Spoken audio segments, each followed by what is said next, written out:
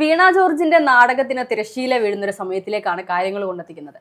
അതായത് അന്ന് എന്താണ് സംഭവിച്ചത് എന്നുള്ളത് യഥാർത്ഥത്തിൽ വീണ ജോർജ് മൊഴി നൽകിയാൽ മാത്രമാണ് ഇനിയിപ്പോൾ പോലീസിന് കൃത്യമായി വീണ ജോർജിനെതിരെ അവർ ഉപയോഗിച്ച ആയുധം എന്തായിരുന്നു എന്നുള്ളത് പറയാൻ സാധിക്കുകയുള്ളൂ. പക്ഷേ ആ ഒരു കാര്യം മാത്രം വീണ ജോർജിന് ഓർമ്മയില്ലെന്ന് തോന്നുന്നു. അവർക്ക് ശാരീരിക അസ്വാസ്ഥ്യം കാരണം മൊഴി നൽകാൻ സാധിക്കുന്നില്ല എന്നാണ് ചില മാധ്യമങ്ങളിലൂടെ നമുക്ക് അറിയാൻ സാധിക്കുന്നത്. ഇതേ സമയം തന്നെ മറ്റൊരു പ്രമുഖ ചാനലിൽ അവർ ഇന്റർവ്യൂ നൽകിയതായി നമുക്ക് കാണാൻ സാധിക്കുന്നുണ്ട്. ഒരർത്ഥത്തിൽ പറഞ്ഞാൽ ഇനിയിപ്പോൾ എന്ത് ആയുധം പറയും എന്നുള്ള ഒരു തത്രപ്പാടിൽ വീണ ജോർജ് പോയിക്കൊണ്ടിരിക്കുകയാണെന്ന് തോന്നുന്നു. ഇനി എന്തായിരിക്കാം പുതിയൊരു ഉത്തരവുമായി രംഗത്ത് വരാൻ പോകുന്നത്? അത് പക്ഷേ ഇപ്പോൾ എങ്ങനെ വയ്യാതിരുന്ന ആൾ എങ്ങനെ അഭിമുഖത്തിന് പോയി എന്നുള്ള ഒരു ചോദ്യമാണെങ്കിൽ, എന്നോടൊപ്പം ജോലി ചെയ്യുന്ന ആളാണ്, എന്നെ കാണാൻ വേണ്ടി വന്നതാണ്. മാധ്യമ മേഖലയിലെ ആ മാധ്യമപ്രവർത്തകൻ, ഞാൻ പറയുന്നില്ല, പേര് പറയുന്നില്ല, അദ്ദേഹം എന്നെ കാണാൻ വേണ്ടി വന്നു. 2-3 ക്യാമറയും മൈക്കും ഒക്കെ ആയിട്ട് വിസിറ്റ് ചെയ്യാൻ വന്നതാണ്. അദ്ദേഹം എന്നെ ഒന്ന് കാണാൻ വേണ്ടി വന്നു. അപ്പൊ ഞങ്ങൾ ഇരുന്ന് സംസാരിച്ചു, അത്രയേ ഉള്ളൂ. അല്ലാതെ ഞാൻ അഭിമുഖം കൊടുത്തതൊന്നുമല്ല. അപ്പോൾ ആ പുറത്ത് വന്നിരിക്കുന്ന വീഡിയോയിൽ എനിക്ക് തോന്നുന്നു വീണ ജോർജിന്റെ വീട്ടിലെ CCTV നിന്നുള്ള ദൃശ്യങ്ങളായിരിക്കാം ചിലപ്പോൾ. തീർച്ചയായിട്ടും അങ്ങനെ ആകാനാണ് സാധ്യത. പിന്നെ രണ്ടാമത് ചോദിച്ച അവർക്ക് ഈ പറയുന്ന ആയുധം ഉപയോഗിച്ചു, കേസുകാർ ആയുധം ഉപയോഗിച്ചു എന്ന് പറഞ്ഞു. ഇനിയിപ്പോൾ ആയുധം ഉപയോഗിച്ചിട്ടുണ്ടെങ്കിൽ ആയുധം എവിടെ നിന്ന് കണ്ടെത്തും എന്നുള്ള ഒരു ആലോചനയിലാണ്. കാര്യം അവരുടെ ഗൺമാനാണ് പറഞ്ഞത് മാഡത്തിനെ അങ്ങനെ ആയുധം ഉപയോഗിച്ച് ആക്രമിച്ചു എന്ന്. അപ്പോ കൊലപാതക ശ്രമമായിരുന്നു എന്ന് വരെ പറഞ്ഞു വെക്കുന്നുണ്ട്. എന്തായാലും വീണ ജോർജ് KSU പ്രവർത്തകരെ അല്ലെങ്കിൽ KSU കുട്ടികളെ പുലിക്കുട്ടികൾ എന്ന് വിശേഷിപ്പിച്ചത് ഏറെ ശ്രദ്ധേയമാണ്. കാരണം അവർ അംഗീകരിച്ചു കഴിഞ്ഞു. പുലി പതുങ്ങിയിരിക്കുന്ന പോലെയാണ് അവർ പതുങ്ങിയിരുന്നത്. അപ്പൊ പുലികളാണെന്ന് പറഞ്ഞല്ലോ. അതെ, അത് അംഗീകരിച്ചു കഴിഞ്ഞിരിക്കുകയാണ്. എന്തായാലും ഈ പറയുന്നത് പോലെ എന്തായുധമാണ് ഇനി ഗൺമാൻ ഉദ്ദേശിച്ചത് എന്ന് കൂടി വീണ ജോർജ് എക്സ്പ്ലെയിൻ ചെയ്യുന്ന ഒരു നിലയിലേക്ക് ഗൺമാനാണ് ഇപ്പൊ പെട്ടിരിക്കുന്നത്. ഗൺമാന്റെ മൊഴിയാണ്. ഗൺമാൻ എന്ന് പറഞ്ഞാൽ സ്വന്തമാണ്. ആരുടെ? മന്ത്രിയുടെ കൂടെയുള്ള ഗൺമാനാണ്. അപ്പോൾ ഗൺമാൻ ഇനി ആ ആയുധം എന്തെന്ന്, എന്ത് ആയുധം ഉപയോഗിച്ചെന്നും, കാര്യം മന്ത്രിയെ വിളിച്ചിട്ട് പോലീസുകാർ മൊഴിയെടുക്കണം എന്ന് പറയുമ്പോൾ മന്ത്രിക്ക് വയ്യ എന്നുള്ള മറുപടിയാണ് കിട്ടിക്കൊണ്ടിരിക്കുന്നത്. മന്ത്രി ഇനി എത്ര നാൾ വയ്യ എന്ന് പറഞ്ഞ് പോകും അല്ലേ? എത്ര നാൾ വയ്യാന്ന് പറഞ്ഞു. അപ്പോൾ മൊഴി കിട്ടിയാലേ കേസ് എടുക്കാൻ പറ്റുള്ളൂ. അപ്പോൾ എന്താവും? ഈ കേസ് കുട്ടികളെ ഇപ്പം കഴിഞ്ഞ 3-4 ദിവസമായിട്ട് ഈ കുട്ടികളൊക്കെ അകത്ത് റിമാൻഡിലാണ്. ഇപ്പോൾ ഇന്ന് പബ്ലിക് പ്രോസിക്യൂട്ടർ കഴിഞ്ഞ കുറച്ച് ദിവസമായിട്ട് ലീവാണ്. നാളെ ഇനി കുട്ടികൾക്ക് ഇറങ്ങാൻ പറ്റുള്ളൂ.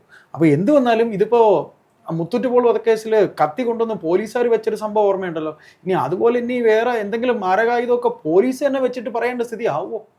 പറയാൻ സാധിക്കില്ല. ഇപ്പോഴത്തെ ഒരു സാഹചര്യത്തിൽ നമ്മൾ കണ്ടിരുന്ന ഒരു കമ്പാരിസൺ ഇപ്പോൾ സോഷ്യൽ മീഡിയയിൽ നടക്കുന്നുണ്ട്. കാരണം ഈ പറയുന്ന കരിങ്കൊടി കണ്ടപ്പോൾ മന്ത്രി വീണ ജോർജും അതുപോലെ തന്നെ കല്ലേറ് കൊണ്ടിട്ടും ഇരുമ്പ് പോലെ അല്ലെങ്കിൽ ഉരുക്ക് പോലെ വീണ്ടും ഉയർത്തെഴുന്നേറ്റ് ആ കല്ലെറിഞ്ഞ ഈ പറയുന്ന SFI പ്രവർത്തകരെ അല്ലെങ്കിൽ ഈ പറയുന്ന ആളുകളെയൊക്കെ ക്ഷമിച്ചു പോകുന്ന ഉമ്മൻചാണ്ടിയുടെ ഒരു ദൃശ്യങ്ങൾ ഇപ്പോൾ പുറത്തു വരുന്നുണ്ട് വലിയ രീതിയിൽ. അപ്പോൾ അങ്ങനെ ഒരു കമ്പാരിസൺ നടക്കുമ്പോൾ സ്വാഭാവികമായും വീണ ജോർജ് ഒരു പക്ഷേ ഈ പറയുന്ന KSU പ്രവർത്തകരോട് ഇപ്പോൾ അവരുടെ ആഗ്രഹം പോലെ കുറച്ച് ദിവസം അവർ റിമാൻഡിലേക്ക് കഴിഞ്ഞിരിക്കുകയാണ്. ഇനി എനിക്ക് കേസൊന്നുമില്ല, എനിക്ക് പരാതിയൊന്നുമില്ല, അവർ പുറത്ത് നടന്നോട്ടെ, കുഴപ്പമില്ല, സമരങ്ങളൊക്കെ സ്വാഭാവികമാണല്ലോ, കരിങ്കൊടിയൊക്കെ അവർക്ക് കാണിക്കാവുന്ന അധികാരം അവർക്കുണ്ട് എന്ന് പറഞ്ഞുകൊണ്ട് ഒരു മഹാമനസ്കത കാണിക്കുമോ എന്ന് പറയാൻ സാധിക്കില്ല. ഇപ്പോഴത്തെ സാഹചര്യത്തിൽ CPM-ൽ ഓരോരുത്തരും PR വർക്കുകൾ ചെയ്യുമ്പോൾ ഇങ്ങനെയുള്ള കാര്യങ്ങൾ കൂടി അവർക്ക് ഉപകാരമുള്ള രീതിയിലേക്ക് വരുത്തി തീർക്കാൻ CPM ഇപ്പോൾ ശ്രമിക്കുന്നുണ്ട്. പക്ഷേ അങ്ങനെ ചെയ്താൽ പോലും കേരളത്തിലെ ജനങ്ങൾ എത്രത്തോളം അത് വിശ്വസിക്കും? വീണ ജോർജിന് ഇപ്പോൾ ഒരു ഇമേജ് എന്ന് പറയുന്നത് ഒരു നല്ലൊരു മികച്ച അഭിനേത്രിയാണ്, ഒരു അഭിനേത്രി ആയിരിക്കുകയാണ് എന്നാണ് പറഞ്ഞു വെച്ചിരിക്കുന്നത്. ഇനി എങ്ങനെ ഈ പറയുന്ന കരിങ്കൊടി പ്രതിഷേധത്തിലൊരു കരിങ്കൊടി കണ്ടപ്പോൾ വീഴാൻ മാത്രമുള്ളോ ഈ പറയുന്ന CPM-ലെ മന്ത്രിമാർ എന്നുള്ള ഒരു ചോദ്യത്തിന് വീണ്ടും അവിടെ പ്രസക്തി വന്നിരിക്കുകയാണ്. അല്ല, തീർച്ചയായിട്ടും അങ്ങനെ തന്നെയാണ് പറയുന്നത്. കാര്യം ഇതിനകത്ത് നമ്മൾ പറയേണ്ട ഒരു കാര്യം എന്ന് പറയുമ്പോഴത്തേക്ക് ഈ ഒരു സമരമോ അല്ലെങ്കിൽ ഒരു സമരമുഖമോ റിപ്പോർട്ട് ചെയ്യാൻ പോലും വീണ ജോർജ് പോയിട്ടില്ല. വീണ ജോർജ് എന്ന് പറയുന്ന മാധ്യമപ്രവർത്തകൻ ഡെസ്കിൽ ഇരുന്ന് പണിയെടുത്തിട്ടുള്ള ഒരു മാധ്യമപ്രവർത്തകൻ. ഈ കൊടുക്കുന്ന വാർത്തകൾ വെച്ചിട്ട് വൈകുന്നേരം ഡിബേറ്റിന് ഒരു ചോദ്യാവലി ഉണ്ടാക്കി അല്ലെങ്കിൽ ആ ഡിബേറ്റ് നയിച്ചുകൊണ്ട് പോകുന്ന ഒരു മാധ്യമപ്രവർത്തകൻ. അപ്പോൾ സമരമുഖത്തൊക്കെ ഇറങ്ങി സമരവും, ഇപ്പോൾ ഷംസീറൊക്കെ ആണെങ്കിൽ സമരം കണ്ടിട്ടുണ്ട്, അവർക്കൊരു തിരക്കഥ ഉണ്ടാക്കാൻ. പക്ഷേ വീണ ജോർജ് പോലും പ്രതീക്ഷിക്കാത്തൊരു തിരക്കഥയാണ് ഉണ്ടായിപ്പോയെന്നുള്ള കാര്യം ഉറപ്പാണ്. പെട്ടെന്നുണ്ടായ ഷംസീറൊക്കെ സമരമുഖത്ത് നിന്നിട്ടുള്ളതാണ്. അപ്പോൾ ആ സമരമുഖത്ത് നിന്നുകൊണ്ട് എന്തൊക്കെ നമുക്ക് തിരക്കഥ ഉണ്ടാക്കുന്ന ഷംസീറിന് അറിയാം. പക്ഷെ ആ തിരക്കഥയ്ക്കൊത്ത് ഒരു പെട്ടെന്നൊരു അഭിനയത്തിലേക്ക് എത്താൻ വീണ ജോർജിന് കഴിയാതെ പോയി. അതാണ് ഇവിടെ സംഭവിച്ചത്. അതെ, വീണ ജോർജിനെതിരെ വധശ്രമമാണെന്നാണ് ഇപ്പോൾ കൂടെ ഉണ്ടായിരുന്ന ഗൺമാൻ പറഞ്ഞു വെക്കാൻ ശ്രമിക്കുന്നത്. അതിനേക്കാൾ ഉപരി നമ്മൾ ഏറെ ശ്രദ്ധിക്കേണ്ട മറ്റൊരു കാര്യം CCTV ദൃശ്യങ്ങളെ കുറിച്ചാണ്. ഇപ്പോൾ റെയിൽവേ സ്റ്റേഷനിൽ നിന്ന് എടുത്തിട്ടുള്ള ആ ഒരു CCTV ദൃശ്യങ്ങൾ അല്ലെങ്കിൽ മാധ്യമങ്ങളിലൂടെ പുറത്തു വന്ന ദൃശ്യങ്ങൾ, ലൈവായി നമ്മൾ പലരും കണ്ടിരുന്ന ആ ഒരു ദൃശ്യങ്ങൾ, ഇതെല്ലാം തന്നെ എഡിറ്റഡ് ആണെന്നാണ് ഇപ്പോൾ വീണ ജോർജ് പറഞ്ഞു വെക്കാൻ ശ്രമിക്കുന്നത്. ആ ഒരു ഇന്റർവ്യൂവിന്റെ ചെറിയൊരു ഭാഗം കാണുമ്പോൾ നമുക്ക് മനസ്സിലാക്കാൻ സാധിക്കുന്നത് വളരെയധികം പൊള്ളയായ ഒരു അല്ലെങ്കിൽ ബാലിശമായ കാര്യങ്ങൾ കുറച്ച് പറഞ്ഞു വെച്ചുകൊണ്ട് ന്യായീകരിക്കാൻ ശ്രമിക്കുന്നു എന്ന് നമുക്ക് പറയേണ്ടി വരും. ഈ പറയുന്നത് പോലെ CCTV ദൃശ്യങ്ങളെല്ലാം തന്നെയും വ്യാജമാണ്, അതെല്ലാം എഡിറ്റ് ചെയ്തുകൊണ്ടാണ് പുറത്തു വരുന്നത് എന്ന് പറയുമ്പോൾ അവർക്ക് അനുകൂലമായ പല ചാനലുകളുടെയും ദൃശ്യങ്ങൾ പോലും നമ്മൾ കണ്ടതാണ്. അതിൽ ഇനി ഇവർ പറഞ്ഞു വെക്കുന്നത് ഈ ആയുധം മാത്രം മാറ്റി അല്ലെങ്കിൽ എഡിറ്റ് ചെയ്ത് അവർക്ക് ആക്രമണം നൽകുന്ന രീതിയിൽ ഒന്നും തന്നെ പുറത്ത് കാണിച്ചിട്ടില്ല എന്നൊക്കെ പറയുന്ന രീതിയിൽ വെറും ഒരു കരിങ്കൊടി കണ്ടപ്പോൾ തന്നെ വീണു എന്ന് പറയുമ്പോൾ അവരുടെ ഇനിയിപ്പോൾ അവർ ഈ പറയുന്ന നിയമസഭാ തെരഞ്ഞെടുപ്പിലൊന്നും മത്സരിക്കാൻ സാധ്യതയില്ലായിരിക്കും. കാരണം ഒന്നിനു പുറകെ ഒന്നായി ഒരുപാട് പ്രതിഷേധങ്ങൾ അല്ലെങ്കിൽ ഒരുപാട് സമരങ്ങൾ, ഏറ്റവും പരാജയപ്പെട്ട ഒരു മന്ത്രിയായി വീണ ജോർജ് മാറിക്കഴിഞ്ഞിരിക്കുകയാണ് കഴിഞ്ഞ രണ്ടാം പിണറായി സർക്കാരിന്റെ കാലഘട്ടം നമ്മൾ പരിശോധിച്ചാൽ. അതുകൊണ്ട് തന്നെ ഇനി ഒരു മത്സര രംഗത്തേക്ക് ഇറങ്ങുക അല്ലെങ്കിൽ ഒരു രാഷ്ട്രീയ ജീവിതത്തിലേക്ക് തന്നെ വീണ്ടും പോവുക എന്നുള്ളത് വളരെയധികം സാധ്യത കുറവാണ്. ഒരർത്ഥത്തിൽ പറഞ്ഞാൽ വീണ ജോർജ് ഭയപ്പെട്ട് കഴിഞ്ഞിരിക്കുകയല്ലേ ഇപ്പോൾ? അല്ല, അങ്ങനെയൊന്നുമില്ല. വീണ ജോർജിനെ കൈയൊഴിയാൻ പിണറായിയും ഇടതുപക്ഷവും തയ്യാറാകില്ല. പ്രത്യേകിച്ച് മുഖ്യമന്ത്രി പിണറായി വിജയനെ സംബന്ധിച്ച് പത്തനംതിട്ടയിൽ വീണ ജോർജ് എന്ന് പറയുന്ന ഒരു സമുദായത്തെ പ്രതികരിക്കുന്ന വ്യക്തിയാണ്. അവരുടെ ഭർത്താവ് എന്ന് പറയുന്ന ഒരു സമുദായ നേതാവ് കൂടെയാണ്. അങ്ങനെ വരുമ്പോൾ പത്തനംതിട്ടയിൽ വീണ ജോർജ് കോൺഗ്രസ് മണ്ഡലം പിടിച്ച ഒരാൾ കൂടെയാണ്. പത്തനംതിട്ടയിലെ പ്രാദേശിക പാർട്ടി നേതാക്കളുടെ എതിർപ്പിനെ അവഗണിച്ചാണ് മൂന്നാം ടൈം നിർത്താൻ പോകുന്നത്. വീണ ജോർജ് സ്വമേധയാ മത്സരിക്കാൻ തയ്യാറില്ലെന്ന് പറയുകയാണെങ്കിലും പിണറായി വിജയനും ഈ പറയുന്ന അദ്ദേഹത്തോടൊപ്പം നിൽക്കുന്ന മറ്റ് CPM പ്രവർത്തകരും, അതായത് ജില്ലാ ഘടകം ഇപ്പോൾ രാജു അബ്രഹാം മാത്രമേ ചിലപ്പോൾ കൂടെ ഉണ്ടാവുള്ളൂ. ഉദയഭാനു അടങ്ങുന്ന വേറെ കുറച്ച് പേര് ഈ പാർട്ടിയിൽ പത്തനംതിട്ടയിലുണ്ട്. CPM പാർട്ടിക്കകത്ത് മുൻ പാർട്ടി ജില്ലാ സെക്രട്ടറിയാണ് ഉദയഭാനു. ഇവരടങ്ങുന്നവരൊക്കെ തന്നെ തീർച്ചയായിട്ടും ഇവർ മത്സരിക്കേണ്ട എന്ന് തന്നെ പറയാനേ സാധിക്കും. പക്ഷെ അത് പിണറായി വിജയൻ ഖണ്ഡിക്കും. കാര്യം അവർക്ക് വേണ്ടത് സമുദായത്തിൻ്റെ വോട്ടാണ്. കാര്യം അരിവാൾ ചുറ്റിക നക്ഷത്രത്തിൽ ക്രിസ്ത്യൻ സമുദായം വോട്ട് ചെയ്യുന്നത് വീണയെ കണ്ടുകൊണ്ട് മാത്രമാണ്. അപ്പോൾ സാമുദായിക വോട്ട് അത് കണക്കാക്കി മാത്രമാണ് ഈ പറയുന്ന മുഖ്യമന്ത്രിയും ഈ പാർട്ടിയും വീണയെ ചുമക്കുന്നത് പത്തനംതിട്ടയിലെ സാമുദായിക വോട്ടിന് വേണ്ടി തന്നെയാണ്. അല്ല, പക്ഷേ വീണ ജോർജിനെ ഇനിയും മത്സരിപ്പിക്കുകയാണെങ്കിൽ ഈ പറയുന്ന സാമുദായിക വോട്ടുകൾ കിട്ടാനുള്ള സാധ്യത വളരെ കുറവല്ലേ? കാരണം വീണ ജോർജിന് ആദ്യ സമയങ്ങളിൽ ഉണ്ടായിരുന്ന പോലും വലിയ, അതെ തീർച്ചയായിട്ടും അത്രത്തോളം വിലയില്ലാത്തൊരു സാഹചര്യത്തിൽ ഈ പറയുന്ന വോട്ടുകൾക്ക് വേണ്ടി അല്ലെങ്കിൽ CPM ഇന്നത്തെ സാഹചര്യത്തിൽ എത്രയൊക്കെ വോട്ട് കിട്ടിയാലും തോൽവി സുനിശ്ചിതമാണെന്ന് അവർക്കറിയാം.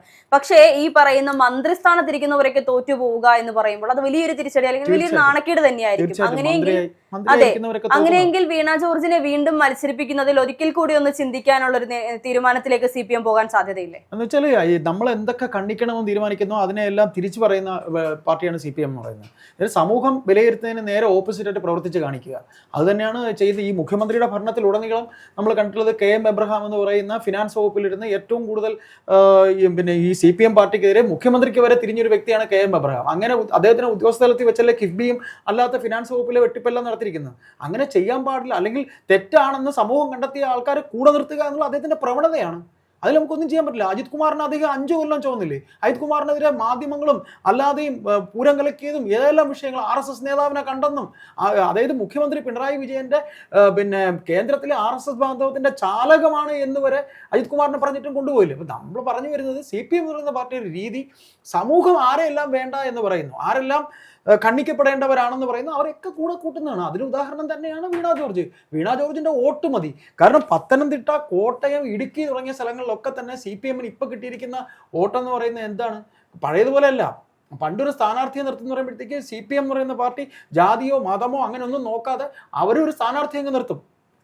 ഇപ്പൊ അവിടെ സാമുദായിക വോട്ടാണ് എന്നുള്ള പോലും നോക്കില്ല. ഇപ്പൊ സമുദായം നോക്കും, ജാതി നോക്കും, പേര് നോക്കും, അവിടെ എങ്ങനെ സർക്കംസ്റ്റാൻസസ് നോക്കും, എല്ലാം നോക്കിയിട്ടാണ് CPM നിർത്തുന്നത്. അപ്പോൾ ജയം തന്നെയാണ് മുഖ്യം. അത് പിണറായി എന്ന് പറയുന്ന പാർട്ടി സെക്രട്ടറി വന്ന ശേഷം 2 തവണ അദ്ദേഹം മുഖ്യമന്ത്രി ആയി കഴിഞ്ഞ് 3-ാം തവണയും അവർക്ക് ഭരണത്തിൽ വരണം. ഭരണത്തിൽ വന്നില്ലെങ്കിൽ അവരൊന്നും ഒന്നുമല്ല. അതുകൊണ്ട് തന്നെ വീണ ജോർജിനെ കൈയൊഴിയാൻ ഒരിക്കലും സാധ്യതയില്ല. അതുകൊണ്ടാണ് വീണ ജോർജ് ഇങ്ങനെ CM എനിക്കിങ്ങനെ പറ്റി CM എന്ന് പറഞ്ഞ് വിളിക്കുമ്പോൾ CM ഓടി എത്തുകയല്ലേ? ഇവരെല്ലാവരും കൂടെ അവിടെ ഉണ്ടായിരുന്നില്ലേ? എവിടെ? കണ്ണൂർ ഏതോ ഒരു ഫംഗ്ഷൻ ഉണ്ടായിരുന്നില്ലേ? ഓടി എത്തി അദ്ദേഹം ഒന്ന് കണ്ടല്ലോ. KK രാഗേഷ്, ആരെല്ലാം, പാർട്ടി സെക്രട്ടറി MV ജയരാജൻ, മുൻ ജില്ലാ സെക്രട്ടറി MV ജയരാജൻ എന്തൊക്കെയാ പറഞ്ഞേ? ഗോവിന്ദൻ എന്തൊക്കെയാ പറഞ്ഞേ? അതെ, തീർച്ചയായിട്ടും. ഇനി എന്തായിരിക്കാം ഈ വീണ ജോർജിന്റെ ഇപ്പോഴത്തെ ആയുധം കണ്ടെത്താനുള്ള തിരക്കിലാണ്. കമാൻഡ് കൂടെയുള്ള പോലീസുകാരൻ പറഞ്ഞു അല്ലേ, സുരക്ഷാ ജീവനക്കാരനായ പോലീസുകാരൻ പറഞ്ഞു ആയുധം കൊണ്ട് ആക്രമിച്ചത്. അപ്പം പോലീസുകാരൻ ആയുധം കൊടുക്കുമോ, അതേ ഇനി വീണ ജോർജ് തന്നെ വേറൊരു ആയുധം കണ്ടെത്തി കൊടുക്കുമോ? ഇനി എപ്പോൾ പോലീസ് ഈ മൊഴിയൊന്ന് കിട്ടിയിരുന്നെങ്കിൽ എന്ന് പറഞ്ഞ് എത്ര പ്രാവശ്യം ഇനി പോലീസിന് പോവേണ്ടി വരും? മൊഴി തരാൻ ഇനി എന്തായാലും മന്ത്രിക്ക് നേരം ഉണ്ടാവില്ല. മന്ത്രി തിരക്കിലായിരിക്കും. ഇനിയിപ്പോൾ ഈ തെരഞ്ഞെടുപ്പ് പ്രഖ്യാപിക്കുന്നവരെയും മന്ത്രി തിരക്കിലായിരിക്കും. പിന്നീട് അങ്ങോട്ട് മന്ത്രി മണ്ഡലത്തിലേക്ക് പ്രചരണത്തിന് പോകും. അപ്പോൾ ഇതിവിടെ ഇങ്ങനെ തന്നെ കിടക്കും. ഈ പാവം പിടിച്ച KSU പ്രവർത്തകരെ കേസ് ഇങ്ങനെ അവർക്കിങ്ങനെ നിരന്തരം അതിൻ്റെ പേരിൽ കോടതിയിൽ നിന്ന് പേപ്പർ വരും, എവർ പോകും, മറുഭാഗത്ത് ആരും വരാനുണ്ടാവില്ല, അതിങ്ങനെ നീണ്ടുപോകും. പക്ഷേ ആ KSU കുട്ടികൾക്ക് പാർട്ടിക്കകത്ത് ഒരു ഹൈപ്പ് ഉണ്ടാവാൻ തന്നെയാണ് സാധ്യത. അവരുടെ പേര് സംഘടനാ തലത്തിൽ ഉയർന്നു വരും. അതിന് നിമിത്തമായത് സതീശൻ പറയുന്ന പോലെ UDF വേണ്ടി CPM പണിയെടുക്കും. CPM PR വർക്ക് ചെയ്യുന്നു.